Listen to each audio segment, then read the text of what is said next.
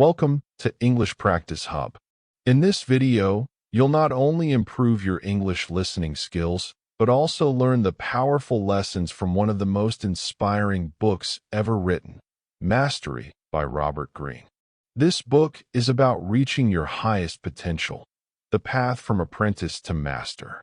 Greene studied the lives of history's greatest minds, Leonardo da Vinci, Charles Darwin, Mozart, Albert Einstein, and many more. From their stories, he discovered that mastery is not a gift. It's a process anyone can follow with discipline, patience, and passion. If you want to understand how to unlock your full abilities and live with purpose, listen carefully, take notes, and follow the rhythm of this story. And don't forget, follow English Practice Hub for the next chapters of this life-changing series. Now, let's begin our journey into mastery. Robert Greene begins by asking one of the most important questions. What were you meant to do with your life? He says every person is born with a natural inclination, a pattern of curiosity and energy that appears early in childhood. Some people lose connection to it because of social pressure, fear, or confusion. But those who reconnect with it begin the true journey toward mastery. Greene calls this the life's task, your unique mission. It's not a job or a hobby. It's the expression of who you really are. Every master, from Da Vinci to Darwin, began by following that inner pull, often against the expectations of others. He gives the example of Leonardo da Vinci, who as a child loved drawing, observing animals, and studying nature. Even when his teachers focused on religious art, Leonardo followed his curiosity into science, anatomy, and engineering. His genius came from obeying his nature, not society. Another example is Charles Darwin.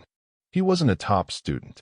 His teachers called him lazy because he preferred collecting plants and insects to reading Latin. But those small curiosities became the foundation of his theory of evolution. Greene writes, "What seems like a weakness in childhood often hides your greatest strength. The first step toward mastery, therefore, is listening to your inclinations. Ask yourself, what activities make time disappear? What subjects pull you in naturally? When you were young, what fascinated you before anyone told you what was useful?" Greene warns that society tries to push people towards safe and conventional paths. Parents, teachers, and employers may have good intentions, but they often silence individual passion. Over time, this kills creativity and curiosity. The antidote is rebellion, not against people, but against conformity. Finding your life's task requires honesty and courage. You must be willing to say, "This is what I was born to do," even if others don't understand. The process begins with apprenticeship, dedicating yourself to learning everything about your chosen field. Greene calls this the apprenticeship phase, the real foundation of mastery. It's not glamorous. It's hard, quiet, and often invisible. But it's where the transformation begins. He explains 3 key attitudes for this stage. Humility. You must accept that you know nothing. The beginner who acts like a student learns faster than the one who acts like a genius. Observation. Watch how your mentors and experts behave. Pay attention to their habits and mistakes. Learn through silence before you speak. Persistence. Progress in mastery is not linear. It feels slow. The impatient quit too early. The patient rise beyond everyone else. Greene gives the story of Benjamin Franklin, who started as a poor apprentice in a printing shop. He learned the craft, studied writing by copying famous essays, and observed people's behavior in business and politics. His long years of quiet learning gave him the flexibility to later become a scientist, inventor, and leader. Greene's message is clear. Mastery begins with deep learning. There are no shortcuts. Every master spends years studying patterns, practicing, and failing before brilliance appears. He summarizes the lesson in one sentence. The future belongs to those who learn more skills and combine them creatively. To begin your journey, reconnect with your curiosity. Choose a path that fits your nature and dedicate yourself to learning like an apprentice. The moment you do, you step onto the path of mastery. Robert Greene says that after discovering your life's task, you must submit to the next stage, the apprenticeship. This is the time to absorb everything. It's where theory turns into experience. He calls it the period of transformation, when enthusiasm meets reality. Greene compares it to how craftsmen once learned their trades. A young apprentice would spend years observing a master, repeating the same small tasks until skill replaced effort. There were no instant rewards. The work itself was the lesson. In today's world, the process is the same, only the tools have changed. He explains that the purpose of apprenticeship is to reprogram your mind. You move from dependence to autonomy, from fantasy to practice. It's where you stop dreaming about success and start building it, hour by hour. To master anything, music, business, art, science, you must pass through 3 stages: observation, practice, and experimentation. Observation comes first. Instead of rushing to prove yourself, slow down and watch. Study how things work. See the invisible details others ignore, the rhythm of decisions, the social patterns, the emotional language. Greene calls this passive learning, and it is the foundation of intuition later on. Then comes practice. This is repetition, the part most people skip. Greene says, the human brain grows through tension and challenge. Every mistake, every frustration rewires your neurons. The key is not talent, but feedback. You must learn to analyze what went wrong and improve it each time. Finally, experimentation. After thousands of hours of practice, you begin to break rules and innovate. You understand the principles so deeply that creativity becomes natural. What looked like talent is simply accumulated knowledge expressed freely. Greene shares the story of Mozart, who began composing at age 5 but didn't produce great work until his early 20s. For nearly 15 years, he copied other composers, practiced scales, and wrote small pieces. Only after endless repetition did his true originality appear. Greatness is born from patience.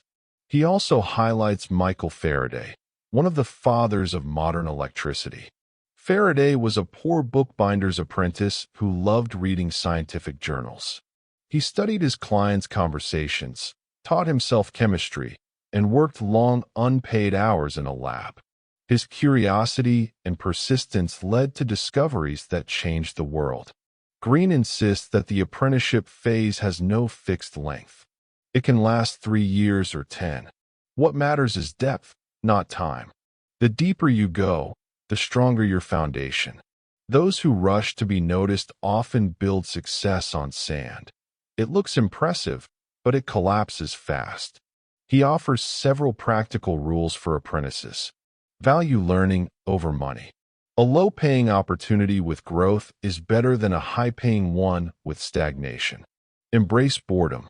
Progress feels repetitive because it is. The mind grows when it resists distraction. Choose mentors wisely. A mentor should not only teach skill, but model attitude. Learn their discipline, not just their technique. Keep an inner scorecard. Don't wait for praise.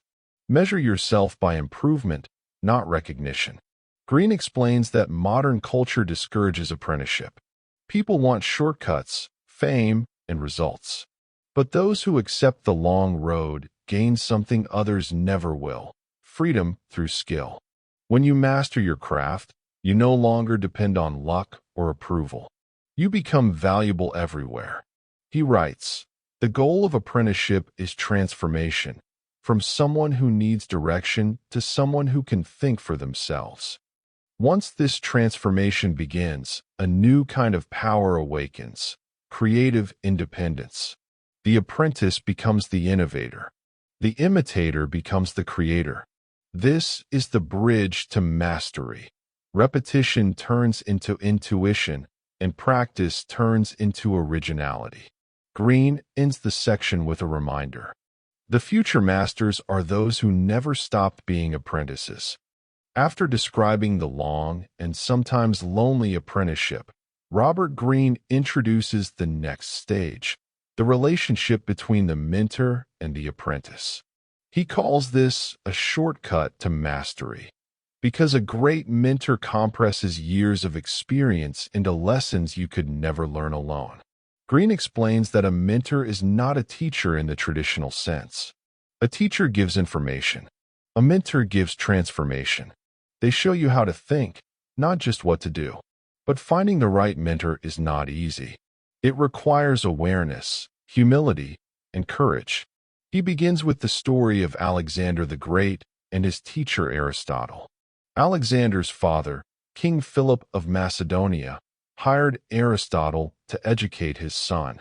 The young prince learned philosophy, science, and ethics. But most importantly, Aristotle taught him how to learn. This foundation allowed Alexander to later conquer the known world with intelligence, not only strength. The lesson, Greene says, is that a mentor gives you structure. They open doors to new ideas and protect you from confusion. Their knowledge becomes your map through chaos. He compares a mentor to a living example of your future self. By observing them, you absorb habits that books can't teach. How they handle mistakes, lead people, or stay calm under pressure. You learn not only what they do, but how they do it. But Greene also warns that mentors are human. The goal is not to worship them, but to learn from them and eventually move beyond them. He says, the mentor relationship is a bridge, not a cage. He tells the story of Freud and Carl Jung. Freud was the established master of psychoanalysis, and Jung was his brilliant student. At first, Jung followed Freud completely, studying his theories and methods. But as Jung grew, he began to see limits in Freud's system. Eventually, he broke away and created his own school of psychology. The separation was painful but necessary. Greene calls this stage the breakaway. You absorb from your mentor until imitation becomes limitation. Then you must separate and think independently. If you stay too long in their shadow, you remain an assistant forever. To manage this process wisely, Greene gives 4 rules for the apprentice. Choose mentors who fit your nature. Look for someone whose skills or attitude you admire, not just someone famous. Be humble at first. Don't try to impress them. Ask questions. Serve their goals. Show respect and effort. Absorb their philosophy, not just their technique. Try to understand the mindset behind their success, their patience, curiosity, or discipline. Plan your independence. Learn with intensity, then move on. The goal is to develop your own voice. He also explains that a mentor can exist in many forms. It could be a person you meet, a writer you study, or even a historical figure whose work you analyze deeply. What matters is consistent observation and application. Greene himself calls his books mentorships in print, guiding readers through the lessons of the masters. One key warning in this chapter is about ego. Many apprentices ruin their chances by trying to prove equality too soon. The need to impress often blinds them to learning. Greene says, "You cannot fill a cup that is already full." True students empty their pride so they can absorb knowledge. Eventually, though, imitation must end. The final step is what Greene calls the mentor's revenge. It happens when you surpass your teacher, not through betrayal, but through evolution. The mentor gives you their best, and you use it to build something new. That is the greatest honor you can offer them, transformation through understanding. He uses the story of Michelangelo as an example. As a teenager, Michelangelo studied under Ghirlandaio, a famous painter. He copied his work so perfectly that the master sent him to learn sculpture. Years later, Michelangelo's genius surpassed all of them. He had absorbed their lessons and transcended them. Greene concludes this part with a reflection. Mentors show you what excellence looks like, but you must go further. You must turn their knowledge into your own creation. The mentor relationship is a dance between dependence and rebellion. First, you surrender your ego. Then, when the time is right, you take what you've learned and stand alone. That moment of independence marks your true beginning as an artist, a thinker, or a master. After years of practice and mentorship, the apprentice reaches a new stage of evolution. Robert Greene calls it the creative active phase, the moment when knowledge becomes freedom. You are no longer following rules, you are bending them. The goal is no longer imitation, but innovation. Greene explains that during apprenticeship your brain absorbs patterns like a sponge. At first you copy without understanding. Slowly, repetition carves deep connections between ideas, movements, and feelings.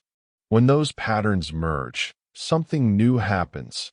The mind starts to see connections that others miss. That is the beginning of creative power. He uses the story of Charles Darwin as an example. Darwin spent years collecting data about plants and animals during his voyage on the Beagle. He did not try to invent theories too soon. He observed, cataloged, and took endless notes.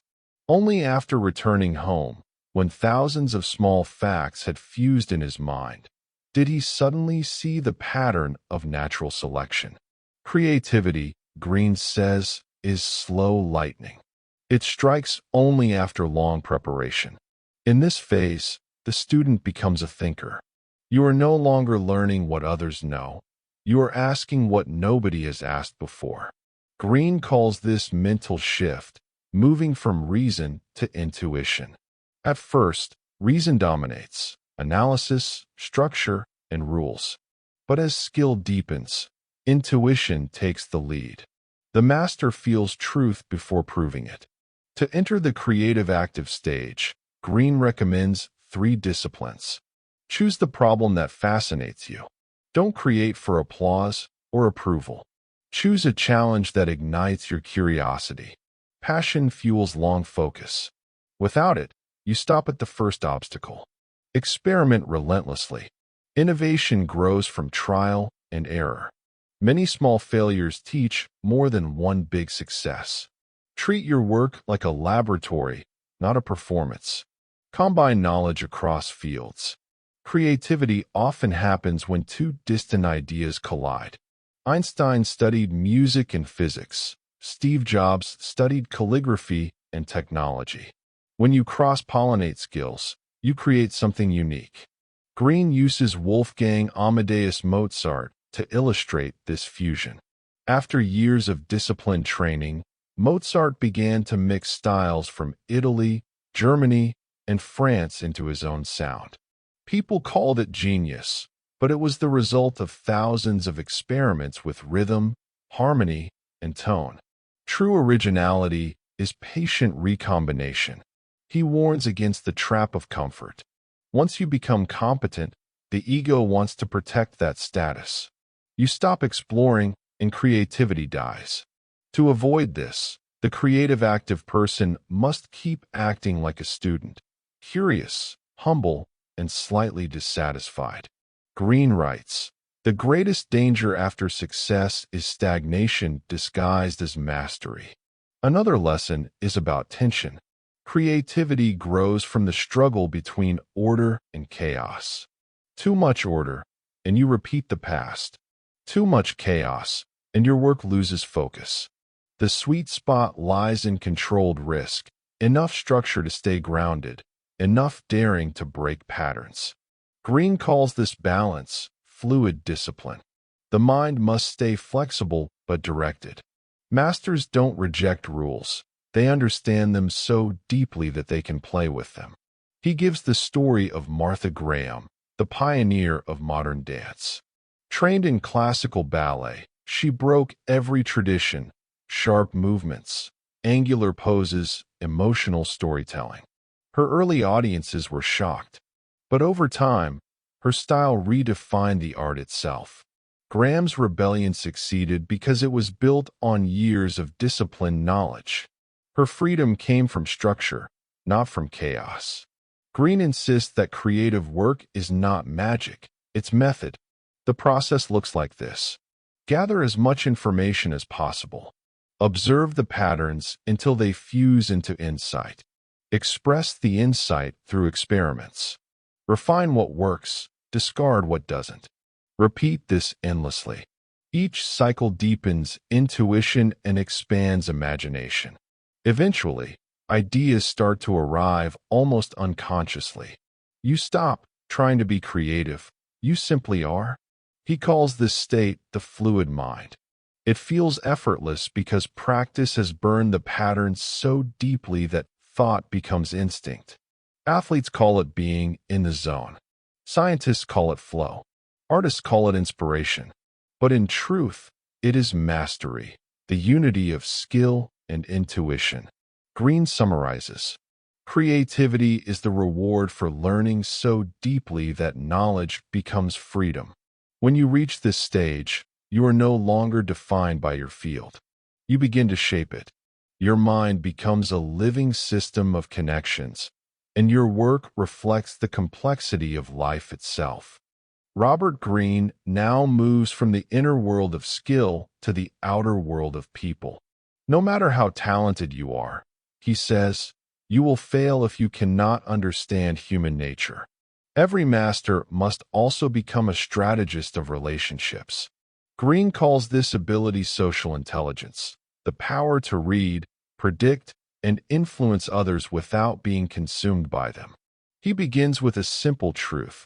People are emotional, not logical. In every workplace, studio, or team, ego and insecurity shape behavior more than reason. The person who ignores this reality ends up frustrated. The person who understands it gains freedom. Know how to read people, Greene writes, and you will move through life like water through stone. The first rule of social intelligence is see people as they are, not as you wish them to be. Most conflicts come from projection. We imagine others share our motives. They do not. Everyone carries invisible wounds, fears, and desires. To master any field, you must observe these patterns calmly. The social world is a laboratory. Watch tone, timing, and reaction instead of words. He gives the story of Benjamin Franklin, who turned political enemies into allies through empathy. When a rival in the Pennsylvania Assembly criticized him, Franklin didn't argue. Instead, he asked to borrow a rare book from the man's library.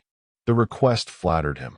A week later, Franklin returned the book with gratitude, and the hostility vanished. The gesture proved that understanding emotion beats confrontation.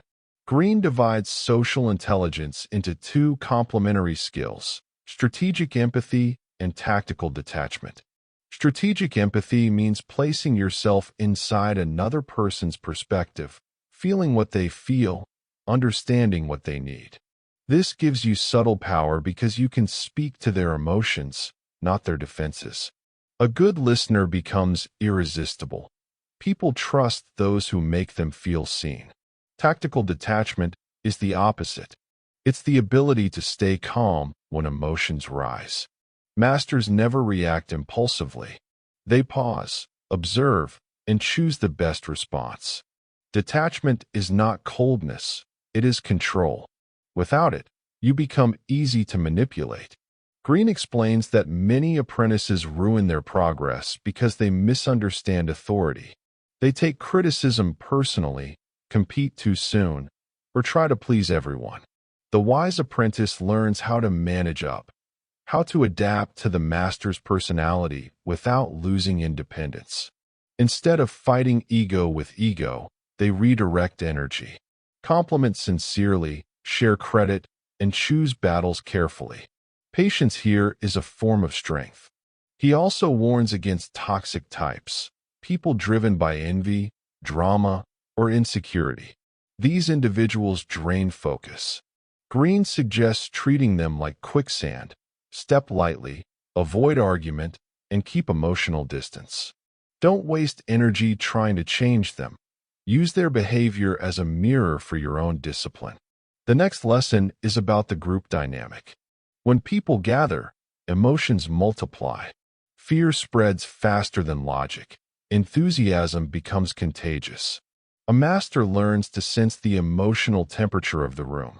If tension rises, they diffuse it with humor or calmness. If energy drops, they inject passion or story.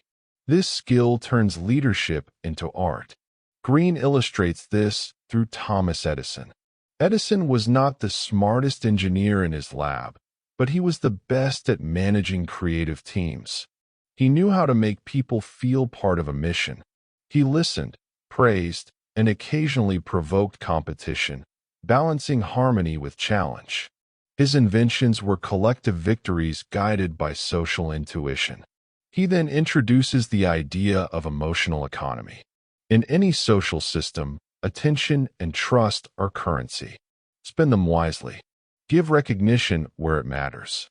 Stay invisible when conflict explodes. Don't fight every battle. Choose the ones that shape your destiny. Greene writes, "Power flows toward those who stay emotionally steady while others lose control." Finally, he connects social intelligence back to mastery itself. Isolation kills growth. You cannot learn without feedback, cannot lead without empathy, and cannot create meaning without understanding people. Mastery demands connection, not dependence, but awareness. He concludes this section with timeless advice. The highest form of intelligence is social. To read others clearly is to read yourself clearly. When you master human nature, you move through the world smoothly. You avoid unnecessary enemies, turn resistance into support, and turn misunderstanding into cooperation. The calm observer becomes the quiet ruler. After years of apprenticeship, mentorship, and creative struggle, a shift begins inside you. Robert Greene calls this transformation the awakening. It is the point where effort becomes flow, where your mind, body, and instincts operate as one. At this stage, you no longer think about technique, you feel it. The years of repetition have fused knowledge into your nervous system. This is what athletes call being in the zone, what musicians call being lost in the music, and what scientists call deep focus. Greene explains that mastery is not a destination. It's a state of consciousness, an alignment between skill, intuition, and environment. To reach it, you must first understand the process that leads there. He breaks the journey into 3 invisible phases. The intellectual phase. Here, you collect information, study rules, and build a base. The work feels mechanical, even boring, but it creates structure. The emotional phase. Here, frustration appears. You face challenges, failure, and doubt. The emotional resistance builds resilience. Each mistake rewires your brain. The intuitive phase. Finally, the structure and struggle merge. You act without hesitation. Intuition is not guessing. It is recognition born from countless experiences. Greene illustrates this with the story of Albert Einstein. For 10 years, Einstein worked as a patent clerk while secretly developing his theories. He filled notebooks with questions, diagrams, and equations. One day, after endless analysis, the solution to relativity appeared in a single flash. The insight seemed spontaneous, but it was the result of a decade of preparation. This is the pattern of mastery: long absorption, sudden awakening. The conscious mind feeds the unconscious with endless data. Then, when least expected, the pieces connect into a vision. Greene insists that this process is open to everyone. You don't need to be a genius. You need endurance.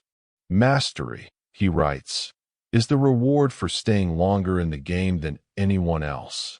He also explains the emotional challenge of this phase. When success begins to appear, ego tries to return. You might think you've made it. That's when complacency kills growth.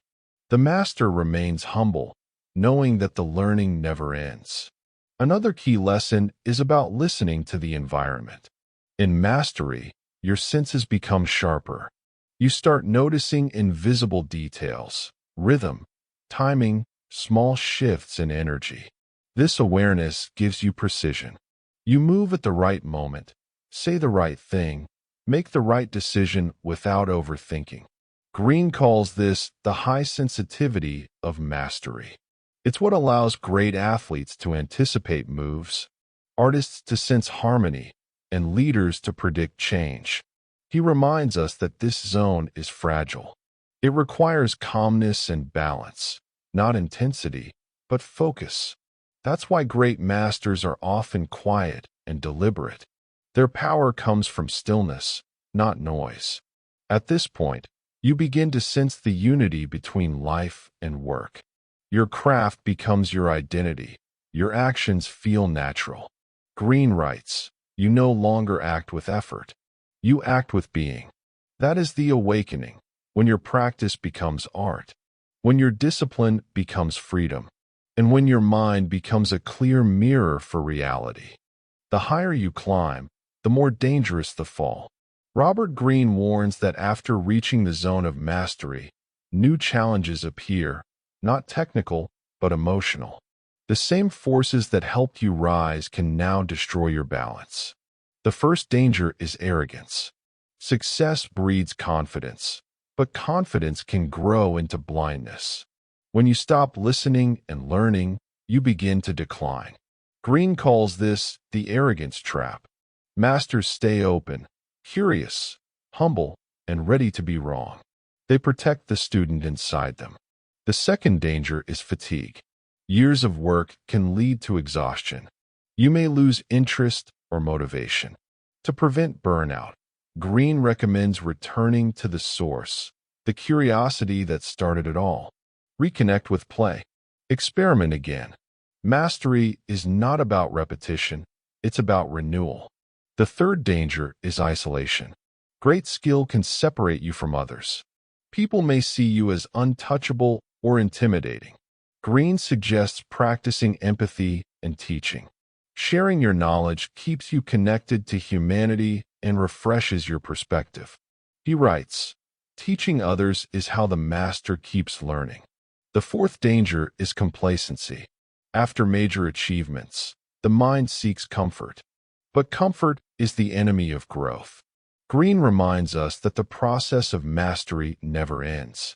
Every new level hides a deeper challenge. The true master begins again, as an apprentice, in a new form. Finally, the fifth danger is emotional attachment to identity. You may start defining yourself entirely by your role: artist, scientist, athlete, entrepreneur. When change threatens that identity, fear appears. Greene says, "You must hold your identity lightly. You are not your title, you are your process." The solution to all these traps is balance. The master lives between confidence and humility, rest and effort, focus and openness. They understand that mastery is a rhythm. Inhale, exhale, work, rest, learn, teach. He gives the example of Leonardo da Vinci again. Even after decades of success, Leonardo stayed curious about everything: anatomy, light, mechanics, and philosophy. He never stopped asking questions. That endless curiosity kept his mind young. Greene concludes this section by saying that mastery is not a mountain you climb once. It is a landscape you explore forever. Each step reveals a wider horizon. The deeper your understanding, the simpler your attitude becomes. True masters act with quiet confidence and infinite patience. He writes, "The reward of mastery is not power over others, but power over yourself." Robert Greene explains that when a person truly reaches mastery, their mind begins to work in a new way, fluid, fast, and instinctive. This is the master's mind, the highest form of human intelligence. In this state, The boundary between conscious and unconscious thought disappears. You don't think about what to do, you know what to do. It looks like magic, but it's not. It's deep pattern recognition built from thousands of hours of practice and observation. Greene uses the story of Freddie Roach, the legendary boxing trainer. Roach can predict a fighter's move before it happens, not because he guesses, but because he's seen the same motion, the same rhythm, thousands of times. His brain reacts faster than his conscious mind. That, Greene says, is intuition, the accumulated wisdom of the body. He explains that all masters, scientists, artists, athletes, share this same neurological transformation. Their brains develop thicker connections between areas responsible for memory, emotion, and motor control. They literally see more than others. This is why great chess players can play blindfolded or musicians can improvise without thinking. But Greene warns that intuition alone is not enough. To stay sharp, the master must keep feeding the mind with new challenges. The moment you stop learning, intuition starts decaying. True mastery is a living process, constant renewal, constant testing. He describes 3 levels of intuitive power. Primitive intuition, emotional guessing, often wrong. Trained intuition, shaped by experience, reliable in familiar situations. Expert intuition, so deep that it perceives hidden structures, predicting change before it happens. The difference between level 2 and 3 is awareness. Masters trust their instincts, but also know why they trust them. They can explain their decisions after the fact because their intuition is grounded in real knowledge. Greene gives the example of Temple Grandin, the scientist who revolutionized animal behavior studies. As an autistic woman, Grandin experienced sensory overload but used it to her advantage. She saw the world visually, noticing tiny details others missed. Her sensitivity became insight. She redesigned farms and factories to reduce animal stress. Innovations born not from textbooks, but from direct empathy and pattern recognition. This, Greene explains, is the future of mastery, the blending of logic, emotion, and empathy into a single force. The master's mind does not separate reason and feeling, it unites them. Cold analysis limits creativity. Pure emotion creates chaos. Balance gives power. He writes, "Intuition is the reward for rationality and patience. You earn the right to trust yourself." The master also learns to flow with uncertainty. They stop fighting change and start moving with it. Life is unpredictable, but they treat it as material, not threat. Greene says, "The master is the one who adapts faster than fear." At this point, mastery becomes philosophy, a way of living. You no longer ask, "What should I do?" You ask, "What wants to happen through me?" The master becomes an instrument of nature, expressing complexity with simplicity. He concludes the section with these words: "The goal of mastery is not control, but harmony. When you align your skill with the rhythm of the world, everything you do carries the mark of excellence." In the final chapter, Robert Greene returns to the big picture. He says mastery is not about talent, luck, or opportunity. It's about attitude, the choice to keep learning when others stop. Every person, he says, is born with the potential for greatness. The difference between the ordinary and the extraordinary is commitment. Most people quit at frustration. Masters use frustration as energy. They see every failure as a message, feedback from reality. Greene summarizes the journey of mastery as a circle, not a line. You begin as an apprentice, humble, curious, and eager. You learn through imitation, repetition, and guidance. You experiment, create, and develop independence. You rise to mastery, intuitive, fluid, and free. And finally, you return to humility, becoming a student again, teaching others, and renewing the cycle. This is how civilization evolves. Every master becomes the mentor for the next generation. Leonardo inspired Galileo. Galileo inspired Newton. Newton inspired Einstein, each built on the shoulders of those before them. Progress, Greene says, is collective mastery across time. He reminds us that the modern world confuses distraction with intelligence. We scroll, react, and chase novelty. But mastery demands the opposite: focus, patience, and depth. He writes, "The future belongs to the slow learner who refuses to give up." Greene also speaks about the spiritual side of mastery. When you dedicate yourself completely to a craft, something awakens. A sense of unity between self and work, mind and matter, effort and grace. Work becomes meditation. The process itself becomes meaning. He calls this the mystical experience of mastery. It's what the artist feels when time disappears, what the scientist feels when discovery comes, what the craftsman feels when every movement fits perfectly. It is the moment where human effort meets universal intelligence. Greene ends with a challenge to the reader. Stop waiting for inspiration. Stop searching for shortcuts. Begin your apprenticeship today, wherever you are, with whatever you have. Every day of focused work adds a brick to your foundation. With time, the structure becomes unshakable. He concludes with one of the most powerful lines in all his writing. You were born with the power to transform yourself. The path is long, but the rewards are eternal. Step by step, you become what you were meant to be, a master. You've just listened to the full summary of Mastery by Robert Greene, a guide to unlocking potential, finding purpose, and living with skill and awareness. If this book inspired you, make sure to subscribe to English Practice Hub. Here, we explore more books like The 48 Laws of Power, The Art of Seduction, and The Psychology of Money, each crafted to help you improve your English while learning lessons that shape your life. Stay disciplined, stay curious, and never stop learning.